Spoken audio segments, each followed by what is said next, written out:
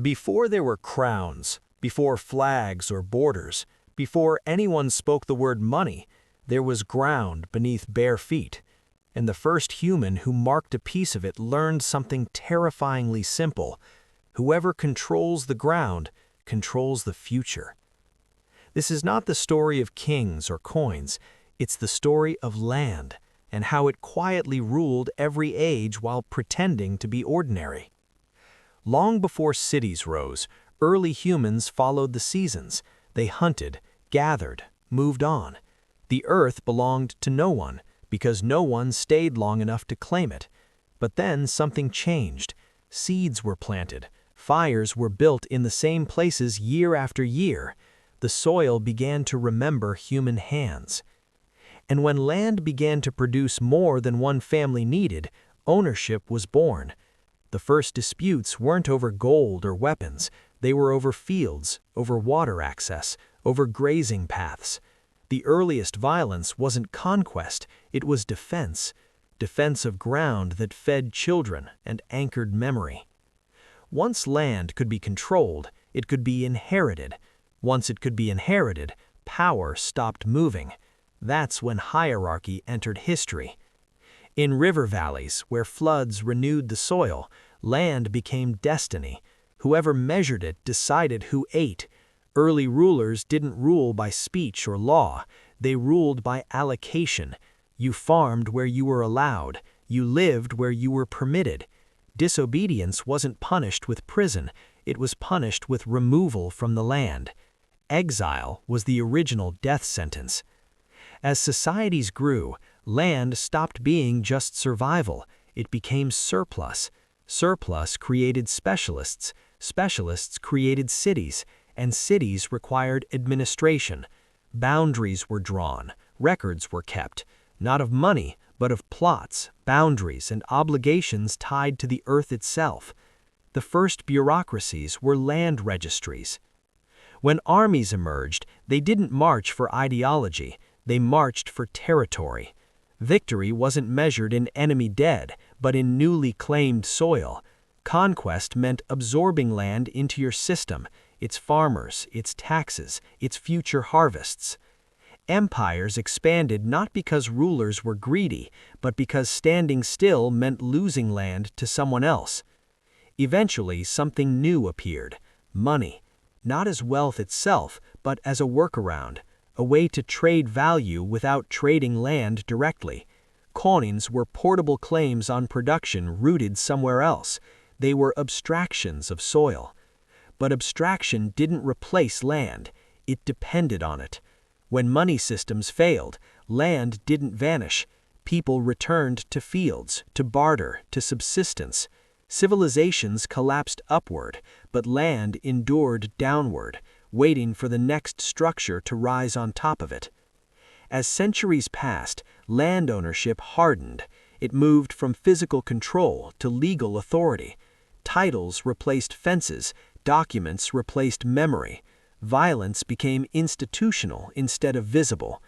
You no longer needed a sword to control land, you needed legitimacy. And legitimacy was decided by those who already owned most of it.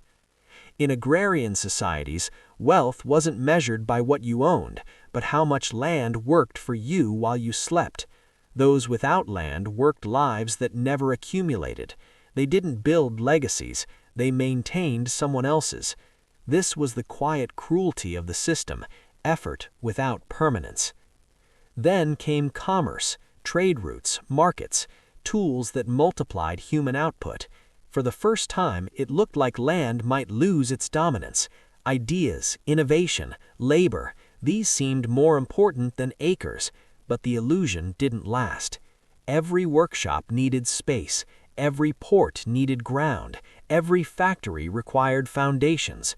When capital expanded, it didn't escape land, it demanded more of it. Ownership adapted.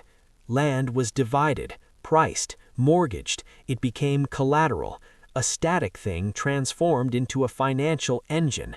Credit flowed outward from property, debt flowed back into it, and those without land entered a new role, renters of stability. Industrialization promised mobility. Cities offered wages instead of soil, but the exchange was subtle. You gained income, but lost anchoring. Your survival depended on continuous participation. Miss work, lose shelter. Miss rent, lose access. Land no longer fed you directly, but it still decided whether you stayed. As nations formed, land became political. Borders were negotiated, fought over, redrawn. Wars ended with treaties that shifted lines on maps, not ideals in minds. Victory meant legal control over territory and the people tied to it.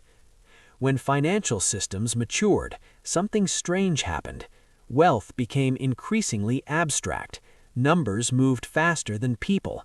Assets multiplied without physical form. Yet in every crisis, the same pattern repeated.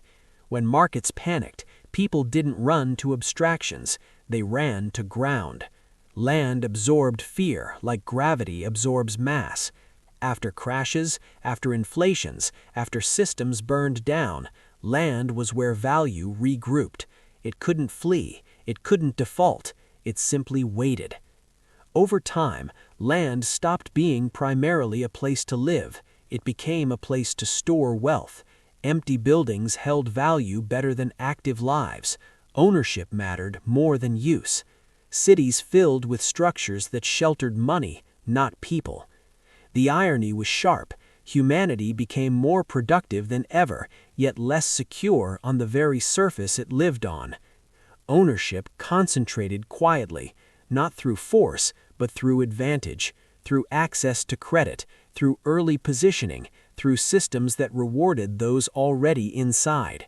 Scarcity wasn't natural anymore, it was curated. Zoning, regulation, speculation, tools that shaped land not for shelter, but for return.